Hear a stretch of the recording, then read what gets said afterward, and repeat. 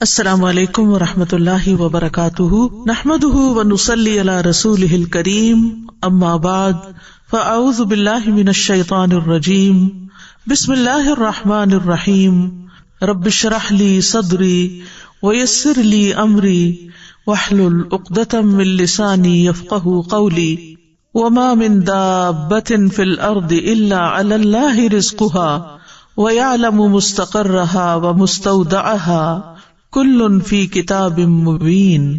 اور زمین میں چلنے والا کوئی جاندار ایسا نہیں مگر اللہ ہی کے اوپر اس کا رزق ہے، اور وہ اس کے ٹھہرنے کی جگہ اور اس کے سونپے جانے کی جگہ کو جانتا ہے، سب کچھ ایک واضح کتاب میں درج ہے۔ تو ہر جاندار کا رزق اللہ کے ذمہ ہے۔ آج ہم اس موضوع پر گفتگو کریں گے۔ رزق ہر جاندار کی ضرورت ہے، کوئی ذی روح اس کے حصول کی جد و جہد سے خالی نہیں ہو سکتا، مگر ہمارا دین اس کو ضرورت کے درجے میں رکھتا ہے، نہ کہ مقصد کے درجے میں۔ یعنی رزق کمانا، رزق کھانا ضروریات زندگی میں سے تو ہے، لیکن زندگی کا مقصد نہیں ہے۔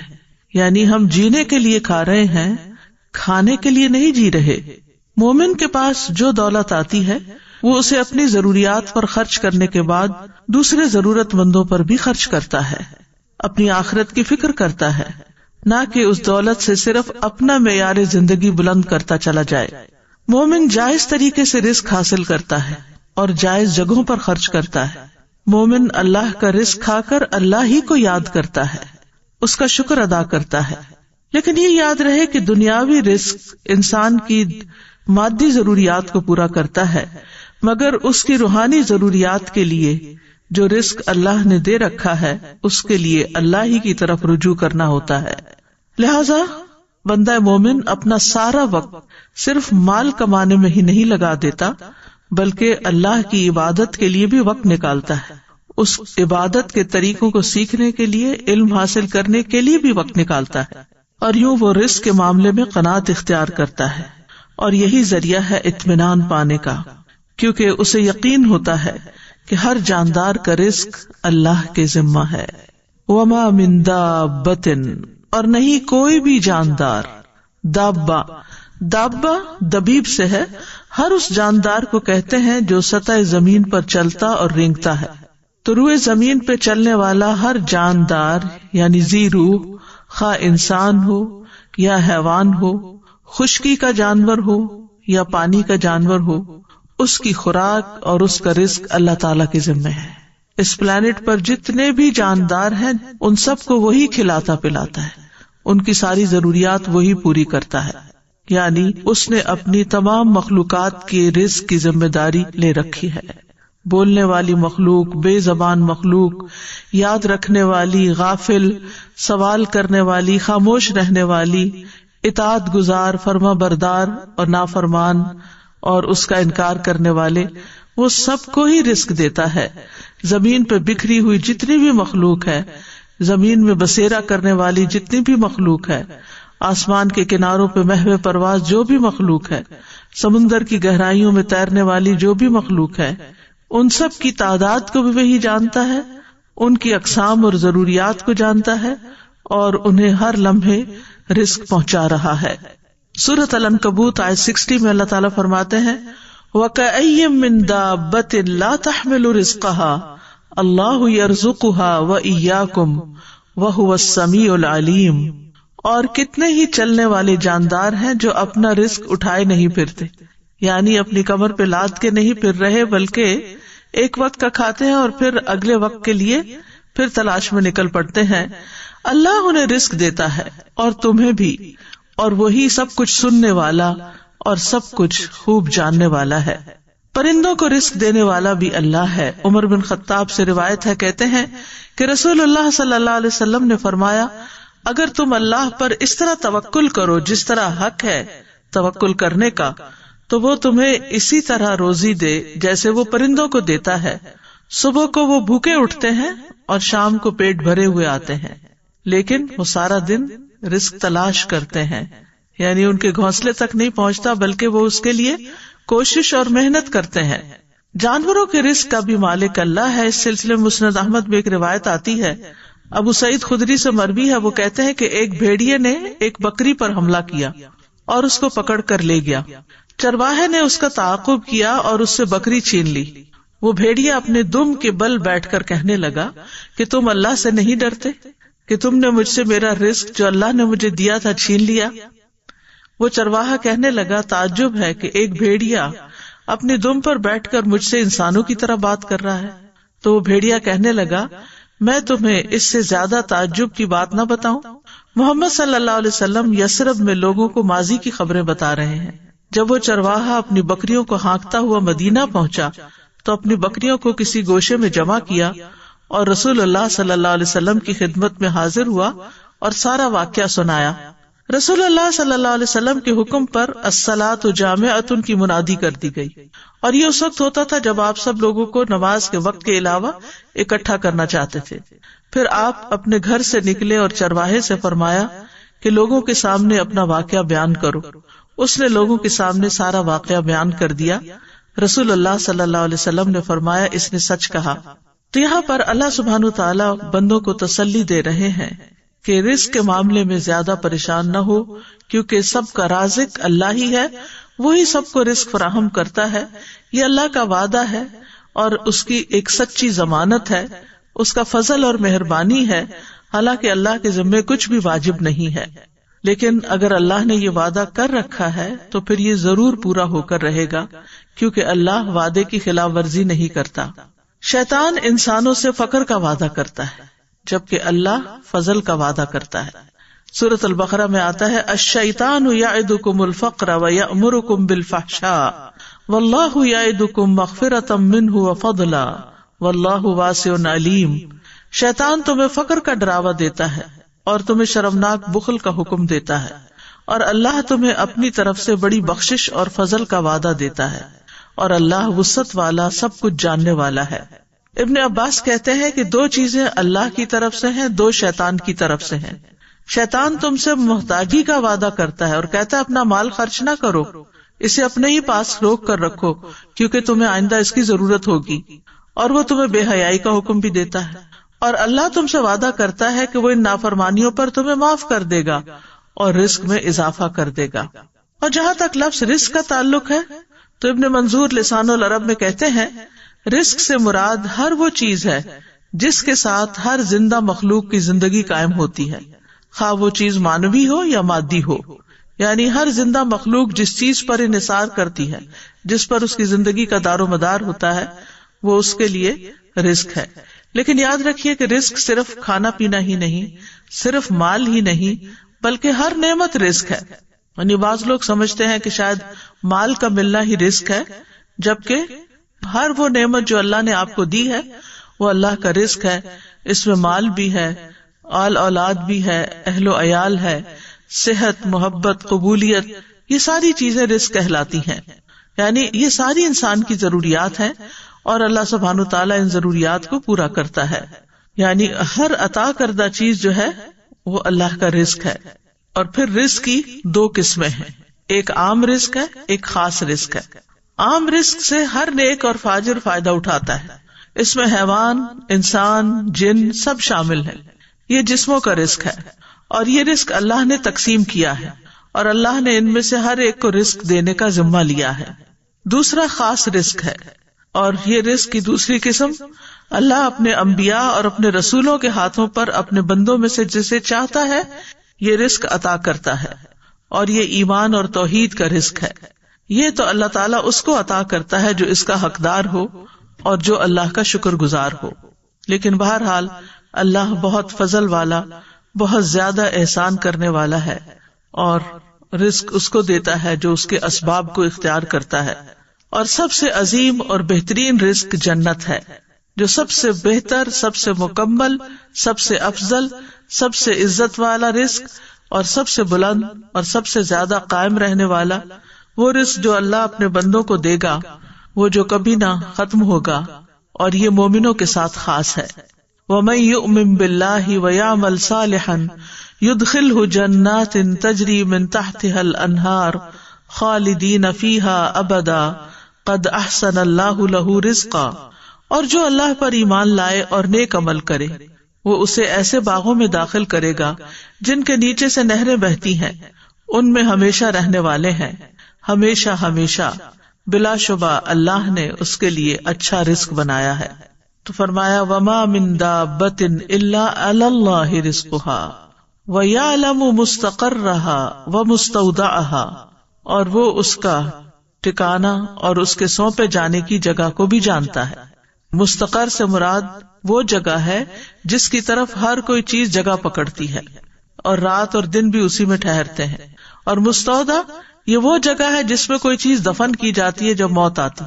تو گویا مستقر ہوا دنیا کا ٹھکانہ اور مستودع ہوا مرنے کے بعد کا ٹھکانہ یعنی قبر۔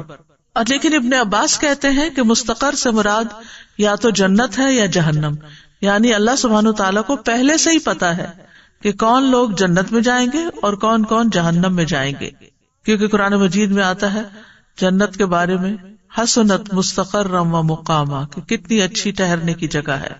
تو گویا اس طرح پھر اللہ تعالیٰ ہر جاندار کی موجودہ زندگی کے حالات بھی جانتا ہے اور موت کے بعد کے بھی حالات جانتا ہے۔ اللہ تعالیٰ وہ تمام جگہ جانتا ہے جہاں انسان نے کچھ مدت کے لیے ٹھہرنا ہے، خواہ وہ باپ کی پشت ہو یا ماں کا رحم ہو یا زمین کا کوئی حصہ ہو جہاں اس نے زندگی گزارنی ہے۔ اور اللہ تعالیٰ وہ جگہ بھی جانتا ہے جن کے سپرد انسان مرنے کے بعد ہوتا ہے، خواہ وہ زمین میں کھودی ہوئی جگہ ہو یا کسی جانور کا پیٹ ہو یا جو بھی جگہ اللہ نے قیامت تک اس کے سپرد ہونے کے لیے لکھی ہے، وہ سب کچھ اس کے لیے قبر ہی ہے۔ تو خلاصہ یہی ہے کہ اللہ تعالیٰ ہمارے دنیا کے حالات کو بھی جانتا ہے اور موت کے بعد کے حالات کو بھی۔ اللہ کا علم کامل ہے، وہ بحر و بر کی ایک ایک چیز کا علم رکھنے والا ہے۔ سورۃ الانعام میں فرمایا وَعِندَهُ مَفَاتِحُ الْغَيْبِ لَا يَعْلَمُهَا إِلَّا هُوَ وَيَعْلَمُ مَا فِي الْبَرِّ وَالْبَحْرِ وَمَا تَسْقُطُ مِنْ وَرَقَةٍ إِلَّا يَعْلَمُهَا وَلَا حَبَّةٍ فِي ظُلُمَاتِ الْأَرْضِ وَلَا رَطْبٍ وَلَا يَابِسٍ إِلَّا فِي كِتَابٍ مُبِينٍ، اور اسی کے پاس غیب کی چابیاں ہیں، انہیں اس کے سوا کوئی نہیں جانتا، اور وہ جانتا ہے جو کچھ خشکی اور سمندر میں ہے، اور کوئی پتا نہیں گرتا مگر وہ اسے جانتا ہے، اور زمین کے اندھیروں میں کوئی دانہ نہیں اور نہ کوئی تر چیز ہے نہ خشک مگر وہ ایک واضح کتاب میں ہے۔ کوئی چیز جو ذرے برابر بھی ہو اس کے علم سے باہر نہیں۔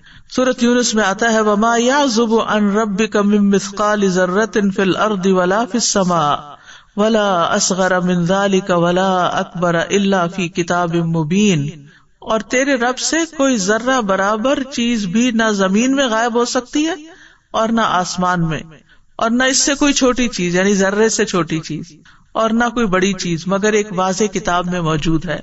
کل فی کتاب مبین، ہر چیز لوح محفوظ میں لکھی ہوئی ہے، واضح کتاب میں لکھی ہوئی ہے۔ اور جو کچھ بھی ہوتا ہے، جو بھی حادثے زمین یا آسمان میں ہوتے ہیں، ان سب کا علم اللہ کے پاس ہے، اور وہ علم لکھا ہوا بھی ہے، یعنی اس نے ہر چیز کی تقدیر لکھ دی ہے، ہر چیز پر اس کی مشیت نافذ ہے، اور ہر ایک کے لیے اس کا رزق وسیع ہے۔ پھر اسی طرح آسمان اور زمین کی ہر خبر لکھی جا چکی ہے۔ الم تعلم ان اللہ یعلم ما فی السماء والارض ان ذلک فی کتاب ان ذلک علی اللہ یسیر، کیا تم نہیں جانتے کہ اللہ وہ سب کچھ جانتا ہے جو آسمان اور زمین میں ہے، بلا شبہ یہ سب کچھ ایک کتاب یعنی لوح محفوظ میں درج ہے، اور اللہ کے لیے یہ بات بالکل آسان ہے۔ آسمان و زمین کی تخلیق سے 50,000 سال پہلے اللہ نے ایک کتاب میں سب کچھ لکھ دیا۔ تو اس آیت سے یہ پتہ چلتا ہے کہ اللہ ہی دراصل رازق ہے، رزق کا مکمل اختیار اللہ کے پاس ہے۔ سورۃ فاطر میں آتا ہے یا ایھا الناس اذکروا نعمت اللہ علیکم هل من خالق غیر اللہ یرزقکم من السماء والارض لا الہ الا هو فأنا تؤفکون۔ لوگو اپنے آپ پر اللہ کے احسان کو یاد رکھو، کیا اللہ کے سوا کوئی اور خالق ہے جو تمہیں آسمانوں اور زمین سے رزق دے؟ یاد رکھو اس کے سوا کوئی الہ نہیں، پھر تم کہاں سے دھوکا کھا جاتے ہو۔ تو الہ ہی میں یہ بات بھی شامل ہے کہ وہ ڈیٹی ہے، سب کا رازق ہے، سب مخلوقات کو پال رہا ہے، اور اگر رازق وہ ہے تو پھر عبادت بھی اسی کی ہونی چاہیے۔ وہ رزق کو بڑھاتا بھی ہے اور گھٹاتا بھی ہے، یہ بھی یاد رکھیے. یعنی انسان کا رزق ہمیشہ ایک جیسا نہیں رہتا. اگر آج کسی کے پاس کم ہے تو کل زیادہ بھی ہو سکتا ہے، اور اگر آج کسی کے پاس زیادہ ہے تو کل کم بھی ہو سکتا ہے. اللہ یبسط الرزق لمن یشاء ویقدر وفرحوا بالحیاۃ الدنیا وما الحیاۃ الدنیا فی الآخرۃ الا متاع. اللہ رزق فراخ کرتا ہے جس کے لیے وہ چاہتا ہے اور تنگ کر دیتا ہے، اور وہ دنیا کی زندگی پر خوش ہو گئے، حالانکہ دنیا کی زندگی آخرت کے مقابلے میں تھوڑے سامان کے سوا کچھ بھی نہیں ہے. پھر اسی طرح سورۃ الروم میں اللہ تعالیٰ فرماتے ہیں اولم یروا ان اللہ یبسط الرزق لمن یشاء ویقدر ان فی ذلک لآیات لقوم یؤمنون. اور کیا انہوں نے نہیں دیکھا کہ اللہ رزق فراخ کر دیتا ہے جس کے لیے وہ چاہتا ہے اور تنگ کر دیتا ہے، بے شک اس میں ان لوگوں کے لیے یقیناً بہت سی نشانیاں ہیں جو ایمان رکھتے ہیں. آسمان و زمین کی کنجیاں اسی کے پاس ہیں، اکثر لوگ اس کے اس اختیار سے لا علم ہیں. سورۃ سبا میں فرمایا قل ان ربی یبسط الرزق لمن یشاء ویقدر ولکن اکثر الناس لا یعلمون. کہہ دیجئے بے شک میرا رب رزق فراخ کرتا ہے جس کے لیے چاہتا ہے اور تنگ کر دیتا ہے، لیکن اکثر لوگ علم نہیں رکھتے. وہ صرف حالات کو، اسباب کو اور ظاہری چیزوں کو دیکھتے رہتے ہیں کہ اس وجہ سے، اس ریزن سے اور اس ریزن سے یہ کم ہو گیا ہے، لیکن یہ سب کچھ اللہ کے حساب میں پہلے سے ہی ہے. جب ایک بچہ پیدا ہوتا ہے تو پیدا ہونے سے پہلے جب وہ ماں کے پیٹ میں ہوتا ہے تو فرشتہ آتا ہے اور اس کا رزق لکھتا ہے، اور یہ اللہ کی طرف سے تقدیر لے کر آتا ہے کہ کس کو کتنا رزق ملے گا، اور یہ سب اللہ کا اندازہ ہے کہ کس کو کیا ملنا چاہیے. اللہ کے سوا کوئی اور انسان کے رزق کا مالک نہیں. اللہ رزق دیتا ہے، لیتا نہیں ہے. سورۃ طٰہٰ میں اللہ تعالیٰ فرماتے ہیں وَأْمُرْ أَهْلَكَ بِالصَّلَاةِ وَاصْطَبِرْ عَلَيْهَا لَا نَسْأَلُكَ رِزْقًا نَحْنُ نَرْزُقُكَ وَالْعَاقِبَةُ لِلتَّقْوَىٰ. اور اپنے گھر والوں کو نماز کا حکم دو اور اس پر خوب پابند رہو. ہم تم سے کسی رزق کا مطالبہ نہیں کرتے، ہم ہی آپ کو رزق دیتے ہیں، اور اچھا انجام تقویٰ کا ہے. لیکن آپ دیکھیے کہ اس کے برعکس ہم اپنے گھر والوں کو کس چیز کا یا بچوں کو کس چیز کا حکم دیتے رہتے ہیں. وہ نماز پڑھیں یا نہ پڑھیں، نماز کی پابندی کریں یا نہ کریں، اس کا اتنا غم نہیں ہوتا جتنا اس بات کا غم کہ یہ کیا کما رہے ہیں، یہ کہاں سے کھائیں گے، یہ کیسے جیئیں گے. ضرور اس کی بھی فکر ہونی چاہیے.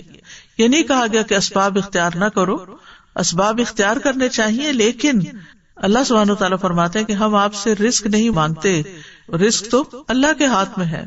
ان اللہ هو الرزاق ذو القوة المتین. اور اگر وہ اپنا رزق روک لے تو کوئی دے نہیں سکتا. امن ھذا الذی یرزقکم ان امسک رزقہ بل لجوا فی عتو ونفور. یا وہ کون ہے جو تمہیں رزق دے اگر وہ اپنا رزق روک لے، بلکہ وہ سرکشی اور بدکنے پر اڑے ہوئے ہیں. تو جب انسان کو یہ یقین ہو جاتا ہے کہ رازق اللہ ہے تو پھر انسان رزق کی تنگی میں اسی کی طرف رجوع کرتا ہے. ورنہ وہ انسانوں کو یہ سمجھتا ہے کہ یہ میرے رازق ہیں تو پھر وہ ان کی چاکری پہ لگ جاتا ہے اور ان کی خوشامد پہ لگ جاتا ہے کہ شاید یہی جاب دیں گے تو جاب ہوگی، یا یہ تعاون کریں گے تو ہی رزق ملے گا، جبکہ رزق جو ہے وہ اللہ کے ذمہ ہے.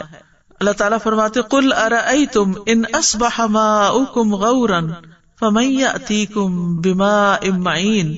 کہہ دو کیا تم نے دیکھا اگر تمہارا پانی گہرا چلا جائے تو کون ہے جو تمہیں بہتا ہوا پانی لا کر دے.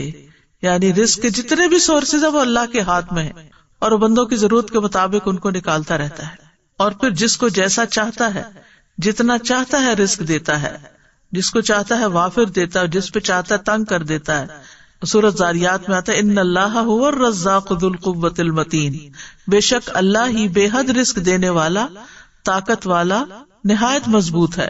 اور رزق کے معاملے میں کوئی بھی اللہ کو عاجز کرنے والا نہیں. یعنی اگر اللہ تعالیٰ دینا چاہے کسی کو تو کوئی روک نہیں سکتا، اور اگر وہ روک دے تو کوئی دے نہیں سکتا. قرآن مجید میں آتا ہے ان ھذا لرزقنا ما لہ من نفاد. بلا شبہ یقیناً یہ ہمارا رزق ہے جس کے لیے کسی صورت ختم ہونا نہیں ہے. دنیا میں بھی جب تک مخلوقات زندہ ہے رزق آتا رہے گا، اور جنت میں جانے کے بعد تو جنت کا رزق کبھی ختم ہوگا ہی نہیں. رزق کے معاملے میں یہ بھی یاد رہے کہ اللہ سبحانہ تعالیٰ اپنے نافرمانوں کو بھی رزق دیتا ہے. یعنی اگرچہ تقوی سے اور توکل سے یعنی کہ رزق کی کنجیاں ہیں کئی ایک، لیکن جو نافرمانی کرتے ہیں دنیا کی اس محدود زندگی میں، چونکہ وہ اللہ کی مخلوق ہے، اللہ نے ان کو پیدا کیا ہے، تو اللہ تعالیٰ ان کو رزق بھی عطا کرتا ہے، ان کی نافرمانیوں کے باوجود بھی انہیں رزق دیتا ہے۔ شیطان بھی اللہ ہی سے رزق مانگتا ہے، حالانکہ وہ اللہ کا دشمن ہے، لیکن رسول اللہ صلی اللہ علیہ وسلم نے فرمایا کہ ابلیس نے کہا، اے میرے رب، تو نے اپنی ساری مخلوق کا رزق واضح کر دیا ہے، تو میرا رزق کہاں ہے؟ اللہ نے فرمایا، ہر وہ چیز جس پر میرا نام نہ لیا جائے اس رزق میں تم شامل ہو۔ پھر اسی طرح آسمان والوں کو بھی وہی رزق دیتا ہے اور زمین والوں کو بھی وہی رزق دیتا ہے۔ حاتم الاسم سے پوچھا گیا، من این تاکلو، کہاں سے تم کھاتے ہو؟ یعنی تم کوئی کام کاروبار تو نہیں کرتے، کھاتے کہاں سے ہو؟ قال من عند اللہ، کہنے لگا اللہ کے پاس سے۔ ان کو کہا گیا، کیا اللہ تعالیٰ آسمان سے تمہارے لیے دینار و درہم نازل فرمائیں گے؟ انہوں نے کہا، کیا اللہ صرف آسمان ہی میں ہے؟ یہ زمین بھی اسی کی ہے اور یہ آسمان بھی اسی کا ہے، اگر وہ میرا رزق آسمان سے نہ دے گا تو زمین سے چلا کر میرے پاس لے آئے گا۔ ہم کہتے ہیں نا تمہارا آسمان سے اترے گا، بات یہ ہے کہ وہ زمین سے بھی لے آئے گا۔ پھر انہوں نے یہ شعر پڑھے، وَكَيْفَ أَخَافُ الْفَقْرَ وَاللَّهُ رَازِقِي، میں فقر سے کیوں ڈروں جبکہ اللہ میرا رازق ہے۔ وَرَازِقُ هَذَا الْخَلْقِ فِي الْعُسْرِ وَالْيُسْرِ، تنگی اور آسانی میں اس مخلوق کا رازق وہی ہے۔ تکفل بالارزاق للخلق کلہم، اس نے ساری مخلوقات کے رزق کا ذمہ لے رکھا ہے۔ وما من دابۃ الا علی اللہ رزقها وللضب فی البیداء والحوت فی البحر، گوہ کو صحرا میں رزق دیتا ہے اور مچھلی کو سمندر میں رزق دیتا ہے۔ اور پھر ہم دیکھیں کہ ہر مخلوق کی رزق کی ضرورت مختلف ہے، انسانوں میں سے بھی مختلف علاقوں کے رہنے والے لوگ مختلف طرح کی چیزیں کھاتے ہیں، اسی طرح پانی میں رہنے والے جانوروں کا رزق اور طرح ہے، خشکی والوں کا اور طرح، پرندوں کا اور طرح ہے، جنگلی جانوروں کا اور طرح ہے۔ پھر لوگوں کے ہاں پسند ناپسند بھی ہے، پھر ان کی ٹیسٹ کا بھی فرق ہے، کوئی مرچیں کھاتا ہے کوئی نہیں کھاتا، تو اسی کے مطابق اللہ سبحانہ وتعالیٰ نے اتنی ورائٹی پیدا کر دی ہے۔ اور یہ اتنی ورائٹی پیدا کرنے کا یہ مطلب نہیں کہ ہم ہر چیز ہی کھائیں، یہ ہر چیز ہمارے لیے بنی ہے، ہر ایک کی ضرورت کے مطابق اللہ تعالیٰ نے تقسیم کر رکھا ہے۔ کچھ لوگ کچھ چیزوں کو بالکل بھی نہیں کھا سکتے، ہم کہتے ہیں الرجی ہے، ٹھیک ہے الرجی ہوتی ہے، لیکن اصل میں تو پیچھے اللہ ہی کا اذن ہوتا ہے، وہ جس کو چاہے دے اور جس سے چاہے روک دے، جس کو چاہے وہ چیز کھانے دے اور جس سے چاہے وہ نہ کھانے دے۔ اور پھر اللہ وہاں سے رزق دیتا ہے جہاں سے بندہ گمان بھی نہیں کر سکتا۔ وَيَرْزُقُهُ مِنْ حَيْثُ لَا يَحْتَسِبُ وَمَن يَتَوَكَّلْ عَلَى اللَّهِ فَهُوَ حَسْبُهُ إِنَّ اللَّهَ بَالِغُ أَمْرِهِ قَدْ جَعَلَ اللَّهُ لِكُلِّ شَيْءٍ قَدْرًا، اور اسے رزق دے گا جہاں سے وہ گمان نہیں کرتا، اور جو کوئی اللہ پر بھروسہ کرے تو وہ اسے کافی ہو جاتا ہے۔ بے شک اللہ اپنا کام پورا کر کے رہتا ہے، یقیناً اللہ نے ہر چیز کے لیے ایک اندازہ مقرر کیا ہے۔ اصل میں ہم جلد باز ہیں، ہم چاہتے ہیں کہ ہمارا کام وقت سے پہلے ہی ہو جائے، پھر مرنے کے بعد بھی اپنے بندوں کو وہی رزق دیتا ہے، خاص طور پر شہید جو ہیں ان کو مرنے کے بعد بھی رزق ملتا ہے۔ نبی صلی اللہ علیہ وسلم نے فرمایا، جب تمہارے بھائی احد میں شہید کر دیے گئے تھے تو اللہ نے ان کی روحوں کو سبز رنگ کے پرندوں کے پیٹوں میں کر دیا، جو جنت کی نہروں پہ آتے ہیں، وہاں کے پھل کھاتے ہیں، پھر سونے کی قندیلوں میں لوٹ جاتے ہیں جو عرش کے سائے میں لٹک رہی، یعنی ان کی روحوں کو اتنے اعلیٰ مقام پہ اللہ نے رکھا ہے۔ جب انہوں نے وہاں کے کھانے پینے اور آرام اور راحت کے مزے دیکھے تو کہا، کون ہے جو ہمارا یہ پیغام ہمارے بھائیوں تک پہنچا دے کہ ہم جنت میں زندہ ہیں، ہمیں رزق دیا جاتا ہے تاکہ وہ جہاد سے بے رغبت نہ ہو جائیں اور لڑائی میں بزدلی نہ دکھائیں۔ اللہ سبحانہ تعالیٰ نے فرمایا، میں تمہارا یہ پیغام ان تک پہنچا دوں گا۔ چنانچہ اللہ نے یہ آیت نازل کی، وَلَا تَحْسَبَنَّ الَّذِينَ قُتِلُوا فِي سَبِيلِ اللَّهِ أَمْوَاتًا بَلْ أَحْيَاءٌ عِندَ رَبِّهِمْ يُرْزَقُونَ، وہ لوگ جو اللہ کی راہ میں قتل ہوئے ان کے بارے میں یہ ہرگز خیال نہ کیجیے کہ وہ مردہ ہیں، بلکہ وہ زندہ ہیں، اپنے رب کے پاس رزق دیے جاتے ہیں۔ اور پھر ایک اور جگہ پر بھی اللہ تعالیٰ نے ایسے لوگوں کے لیے رزقاً حسنا کی خوشخبری دی، والذین ہاجروا فی سبیل اللہ ثم قتلوا او ماتوا لیرزقنہم اللہ رزقا حسنا وان اللہ لہو خیر الرازقین، اور جن لوگوں نے اللہ کے راستے میں وطن چھوڑا پھر قتل کر دیے گئے یا مر گئے، یقیناً اللہ انہیں ضرور رزق دے گا، اچھا رزق، رزقاً حسنا، اور بے شک اللہ یقیناً سب رزق دینے والوں میں سے بہترین ہے۔ رزق کے کم یا زیادہ ہونے میں اللہ کی حکمتیں ہوتی ہیں۔ یاد رکھیے وافر رزق کا ملنا اللہ کی رضامندی کی علامت نہیں۔ جب کسی کے پاس بہت آ جاتا ہے تو عموماً وہ اس خوش فہمی کا شکار ہو جاتا ہے کہ اللہ مجھ سے بہت راضی ہے۔ کبھی اللہ تعالیٰ گمراہ اور جاہل لوگوں کے رزق میں بہت اضافہ کر دیتا ہے، ان پر دنیا وسیع کر دیتا ہے، اور کبھی اہل ایمان پر رزق تنگ کر دیتا ہے۔ تو یہ نہیں سمجھا جانا چاہیے کہ جو کچھ ہمیں ملا ہے یہ زیادہ ملا ہے، یہ اللہ کی محبت یا چنے ہوئے ہونے کی دلیل ہے۔ اللہ دنیا اس کو بھی دیتا ہے جس سے وہ محبت کرتا ہے، اور اس کو بھی دیتا ہے جس سے وہ محبت نہیں کرتا، مگر ایمان صرف اس کو عطا کرتا ہے جس سے وہ محبت کرتا ہے۔ رزق کا گھٹنا بڑھنا جو ہے یہ اللہ کی طرف سے ایک امتحان ہے، جیسے اور بہت سی چیزوں میں امتحان ہے تو رزق کے معاملے میں بھی ایک امتحان ہے۔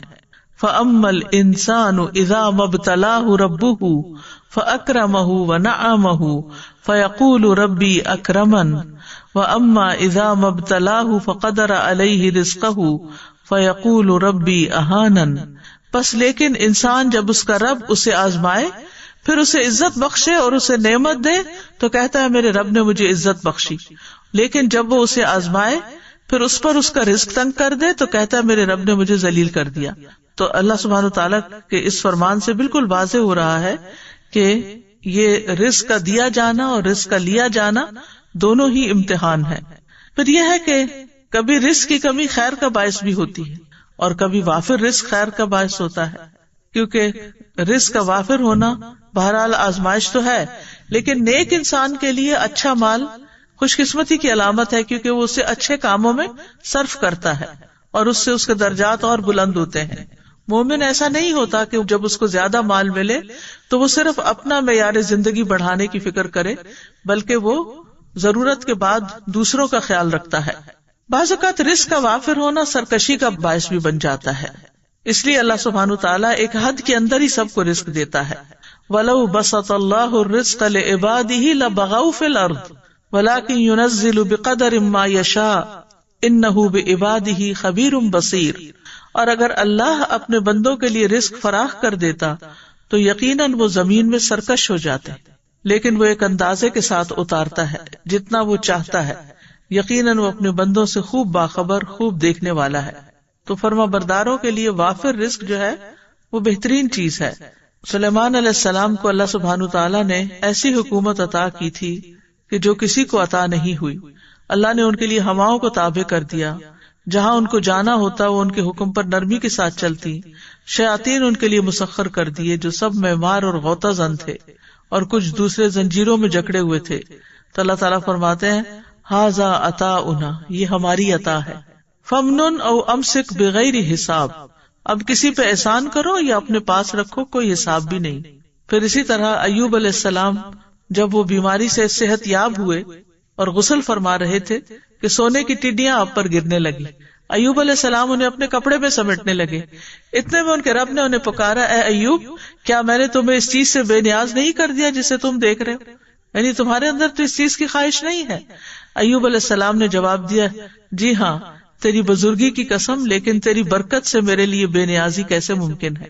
یعنی میں یہ برکت کے طور پر ان کو اکٹھا کر رہا ہوں، مال کی لالچ میں نہیں، کیونکہ وہ تو اللہ تعالیٰ نے گواہی دی کہ اللہ نے ان کو اس سے بے نیاز کر دیا تھا۔ اتنا عرصہ جب ان کی ہر چیز تباہ ہو گئی تو انہوں نے ایک دفعہ بھی شکوہ نہیں کیا۔ تو اللہ سبحانہ تعالیٰ کبھی بندوں کو دے کے آزماتا ہے اور کبھی ان سے لے کے آزماتا ہے، اور آزمائش کے اعتبار سے سب سے زیادہ سخت انبیاء ہوتے ہیں، پھر علماء ہوتے ہیں، پھر عام نیک لوگ ہوتے ہیں۔ خود نبی صلی اللہ علیہ وسلم کا اکثر وقت فاقوں میں گزرتا تھا۔ نعمان رضی اللہ عنہ خطبہ دے رہے تھے اور کہنے لگے کہ عمر رضی اللہ عنہ نے اس دنیا کا ذکر کیا جو لوگوں نے حاصل کر لی، پھر فرمایا میں نے رسول اللہ صلی اللہ علیہ وسلم کو دیکھا کہ آپ سارا دن بھوک کی وجہ سے بے قرار رہتے تھے، آپ خراب کھجور تک نہ پاتے تھے جس سے اپنا پیٹ بھر لیں۔ عائشہ رضی اللہ تعالیٰ عنہ فرماتی ہے کہ محمد صلی اللہ علیہ وسلم کے گھرانے نے اگر دن میں کبھی 2 مرتبہ کھانا کھایا تو اس میں ضرور ایک وقت صرف کھجوریں ہوتی تھی، یعنی ان کوکڈ کھانا۔ اسی طرح صحابہ کرام جو تھے ان میں سے بھی بہت سے فاقے کے ساتھ ہوتے تھے۔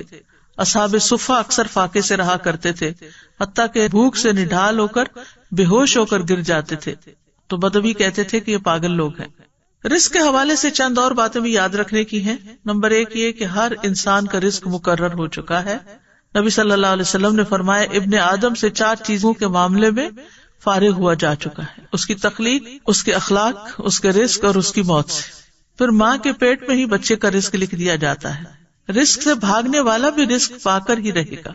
رزق کی تلاش میں نکلنا چاہیے، منع نہیں ہے۔ اللہ کے ذمہ رزق ہونے کا مطلب یہ نہیں کہ انسان کمائی نہ کرے یا تلاش نہ کرے، اس کا مطلب ہے کہ رزق کے تمام خزانے اللہ کے ہاتھ میں ہیں، لیکن انسان کو محنت کرنا ہوگی، اسباب اختیار کرنا ہوں گے، اور رزق کی تلاش کا بھی حکم دیا گیا ہے۔ فابتغوا عند اللہ الرزق واعبدوہ۔ جمعے کے دن بھی جب جمعہ پڑھ لیا جائے تو کیا حکم دیا گیا؟ فاذا قضیت الصلاۃ فانتشروا فی الارض وابتغوا من فضل اللہ، کہ جب نماز ادا کی جا چکے تو زمین میں پھیل جاؤ اور اللہ کا فضل تلاش کرو۔ واذکروا اللہ کثیرا لعلکم تفلحون، اور اللہ کو بہت یاد کرو تاکہ تم فلاح پاؤ۔ پھر زمین میں چلنے پھرنے کا حکم ہے اور رزق کھانے کا حکم ہے۔ فامشوا فی مناکبہا وکلوا من رزقہ والیہ النشور، کہ اس کے کندھوں پہ چلو، یعنی سفر کرو، کمائی کرو، محنت کرو، اور اس کے دیے ہوئے میں سے کھاؤ، اور اس کی طرف دوبارہ تمہیں اٹھ کے جانا ہے۔ رزق کی تلاش کے لیے جانا انبیاء کی سنت ہے۔ اسماعیل علیہ السلام کی شادی کے بعد ابراہیم علیہ السلام اپنے چھوڑے ہوئے خاندان کو دیکھنے آئے۔ اسماعیل علیہ السلام گھر پر نہیں تھے، دوبارہ آئے، دوبارہ بھی گھر پہ موجود نہیں تھے۔ آپ ان کی بیوی کے ہاں گئے، ان سے اسماعیل علیہ السلام کے بارے میں پوچھا۔ انہوں نے بتایا کہ ہمارے لیے روزی تلاش کرنے گئے ہیں۔ پھر اسی طرح صحابہ کی صفت قرآن میں بتائی گی، وآخرون یضربون فی الارض یبتغون من فضل اللہ، اور کچھ دوسرے زمین میں سفر کریں گے، اللہ کا فضل تلاش کریں گے۔ پھر اسی طرح رزق کی تلاش میں اعتدال سے کام لینا چاہیے، یعنی سارا وقت اس میں نہیں لگانا چاہیے، کیونکہ ہر ایک کو وہ ملے گا جو اس کے لیے لکھ دیا گیا ہے۔ یاد رکھیے، رزق کے لیے محنت کرنے، کمانے کے علاوہ کچھ اور چیزیں بھی ہیں کہ جو انسان کے رزق کو بڑھاتی ہیں، جس میں نمبر 1 ایمان اور تقوی اختیار کرنا۔ وَمَن يَتَّقِ اللَّهَ يَجْعَل لَّهُ مَخْرَجًا وَيَرْزُقْهُ مِنْ حَيْثُ لَا يَحْتَسِبُ، جو اللہ کا تقوی اختیار کرے گا اللہ اس کے لیے مشکلات سے نکلنے کا راستہ بنا دے گا، اللہ اس کو وہاں سے رزق دے گا جہاں سے وہ گمان بھی نہیں رکھتا۔ پھر اسی طرح ایمان اور عمل صالح کرنے والے سے اللہ کا وعدہ ہے کہ وہ اس کو رزق عطا کرے گا۔ ابن عباس سے اس آیت کا مطلب پوچھا گیا، من عمل صالحا من ذکر او انثى وهو مؤمن فلنحيينه حیاتا طیبہ، جو بھی نیک عمل کرے، مرد ہو یا عورت ہو اور وہ مومن ہو، تو یقیناً ہم اسے ضرور زندگی بخشیں گے، پاکیزہ زندگی، اور یقیناً ہم انہیں ان کا اجر ضرور بدلے میں دیں گے۔ تو انہوں نے کہا حیات طیبہ سے مراد حلال رزق ہے، کہ ایسے لوگوں کو اللہ تعالیٰ حلال رزق عطا کرے گا۔ پھر یہ ہے کہ رزق کمانے کے ساتھ ساتھ عبادت کے لیے وقت نکالنا چاہیے، ورنہ فرمایا ابن آدم مجھ سے دور نہ ہو، ورنہ میں تیرے دل کو فقر سے اور تیرے ہاتھ کو شغل سے بھر دوں گا۔ یعنی کام کبھی ختم نہیں ہوں گے، عبادت کے لیے بھی وقت نکالو۔ پھر فرائض کی ادائیگی، پھر اللہ کی اطاعت کرنا۔ حدیث میں آتا ہے رزق کی تلاش میں میانہ روی اختیار کرو، کہیں ایسا نہ ہو کہ رزق کا مؤخر ہونا تمہیں اس بات پر اکسا دے کہ تم اللہ کی نافرمانیاں کر کے اس کی تلاش میں پڑ جاؤ۔ یاد رکھو جو کچھ اللہ کے پاس ہے وہ اس کی اطاعت کر کے ہی حاصل کیا جا سکتا ہے، یعنی صرف دنیا کی طرف ہی توجہ نہ ہو بلکہ اللہ کی اطاعت کو بھی نہ بھولو۔ یاد رکھیں شروع میں ہم نے کہا تھا نا کہ رزق سے مراد صرف کھانا پینا ہی نہیں ہے بلکہ باقی چیزیں بھی ہیں۔ پھر اسی طرح نیکی کے کام کرنا، شکر گزار بننا نعمتوں کو بڑھا دیتا ہے۔ لئن شکرتم لازیدنکم، اگر تم شکر ادا کرو گے تو میں تم کو اور ضرور زیادہ دوں گا۔ پھر توبہ استغفار کرنا، اس سے رزق میں اضافہ ہوتا ہے۔ تسبیحات سے رزق ملتا ہے۔ اللہ کے نبی نوح علیہ السلام کی وفات کا وقت جب قریب آیا تو انہوں نے اپنے بیٹے سے فرمایا سبحان اللہ و بحمدہ کا ورد کرتے رہنا، یہ ہر چیز کی نماز ہے اور اسی کے ذریعے مخلوق کو رزق ملتا ہے۔ پھر پے در پے حج اور عمرہ کرنا، صلہ رحمی کرنا، رشتہ داروں کو دینا۔ فرمایا جس شخص کو پسند ہو کہ اس کے رزق میں وسعت ہو یا اس کی عمر دراز ہو تو اسے چاہیے کہ وہ صلہ رحمی کرے۔ دوسروں پر خرچ کرنے سے رزق میں اضافہ ہوتا ہے۔ رسول اللہ صلی اللہ علیہ وسلم نے فرمایا کہ اللہ عز و جل فرماتا ہے اے ابن آدم خرچ کرو میں تجھ پر خرچ کروں گا۔ پھر اسی طرح کمزور لوگوں کا خیال رکھنے کی بدولت رزق ملتا ہے۔ آپ صلی اللہ علیہ وسلم نے فرمایا میرے لیے ضعیف اور کمزور لوگوں کو تلاش کرو، کیونکہ تم لوگ اپنے کمزور لوگوں کے ذریعے ہی رزق دیے جاتے اور مدد کیے جاتے ہو۔ پھر اسی طرح طالب علموں پر خرچ کرنا۔ انس بن مالک کہتے ہیں کہ نبی صلی اللہ علیہ وسلم کے زمانے میں 2 بھائی تھے، جن میں سے ایک تو نبی صلی اللہ علیہ وسلم کی خدمت میں آیا کرتا تھا اور دوسرا بھائی کمائی کرنے جاتا۔ چنانچہ کمانے والے نے دوسرے بھائی کے بارے میں آپ صلی اللہ علیہ وسلم سے شکایت کی۔ آپ نے فرمایا کہ شاید تم اسی کی وجہ سے رزق دیے جاتے ہو، یعنی تمہیں جو مل رہا ہے اس لیے مل رہا ہے کہ تم آگے اس پر اپنے بھائی پر خرچ کرتے ہو۔ اسی طرح رزق بڑھانے کے اسباب میں سے صبح کام کرنا، پھر خرید و فروخت میں سچ بولنا۔ 3 لوگوں کا رزق اللہ کے ذمہ ہے، یعنی کہ اللہ تعالیٰ ضامن ہے، اگر وہ زندہ ہے تو ان کو رزق دے اور ان کو کافی دے دے، اور مر جائے تو جنت میں داخل کرے۔ وہ کون لوگ ہیں؟ وہ شخص جس نے اپنے گھر میں داخل ہو کر سلام کیا، جس نے اپنے گھر داخل ہو کر سلام کیا تو اللہ اس کا ضامن ہے، اور وہ شخص جو مسجد کی طرف نکلا اللہ اس کا بھی ضامن ہے، اور وہ شخص جو جہاد میں گیا اللہ اس کا بھی ضامن ہے۔ اسی طرح 4 چیزیں رزق لاتی ہیں: رات کا قیام، سحری کے وقت کثرت سے استغفار کرنا، صدقہ کرتے رہنا، دن کے پہلے اور آخری حصے میں اللہ کا ذکر کرنا۔ پھر اسی طرح کچھ چیزیں رزق سے محروم بھی کر دیتی ہیں: تقوی چھوڑ دینا، نافرمانیاں کرنا۔ حسن بصری کہتے ہیں اللہ کی قسم باطل میں تمہارے لیے رزق ہے، لیکن تم اپنی غلطیوں اور اعمال کی وجہ سے اسے محروم کر دیے جاتے ہو۔ پھر یہ کہ ناشکری رزق کی بربادی کا سبب بنتی ہے۔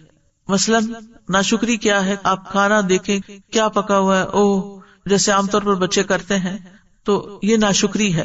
ان کو بھی سمجھانا چاہیے کہ یہ شکر گزاری کے خلاف ہے۔ پھر اسی طرح گن گن کے نہ رکھا جائے۔ حضرت اسماء بنت ابی بکر کہتی ہیں کہ رسول اللہ صلی اللہ علیہ وسلم ایک مرتبہ میرے پاس سے گزرے، اس وقت میں کچھ گن رہی تھی اور اسے ناپ رہی تھی۔ فرمایا اے اسماء گن گن کے نہ رکھو ورنہ اللہ بھی تمہیں گن گن کر دے گا۔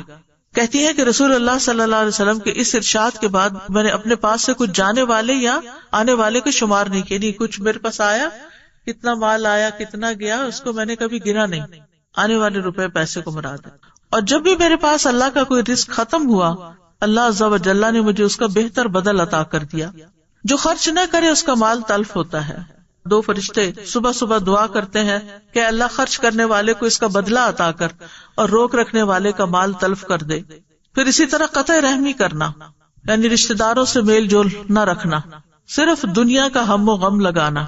جو اپنی فکر آخرت کو بنا لیتا ہے اللہ تعالیٰ اس کے تمام امور جمع کر دیتا ہے اور اس کے دل کو بے نیاز کر دیتا ہے۔ لوگوں سے مانگنا، عبد الرحمن بن عوف کہتے ہیں رسول اللہ صلی اللہ علیہ وسلم نے فرمایا جو شخص ایک مرتبہ مانگے گا اور مانگنے کا دروازہ کھول لے گا تو اللہ تعالیٰ اس پر تنگ دستی کا دروازہ کھول دیں گے۔ جو ایک مرتبہ مانگنے کا دروازہ کھول لیتا ہے اللہ اس پر تنگ دستی کا دروازہ کھول دیتے ہیں۔ اسی طرح جسے شدید ضرورت پڑ گئی اور اس نے لوگوں پہ پیش کر دیا تو اس کی وہ حاجت دور نہ ہوگی، اور جس نے اللہ پہ پیش کیا اللہ تعالیٰ عنقریب اس کو بے پرواہ کر دے گا۔ اس لیے ہر رزق کی تنگی میں اللہ ہی کی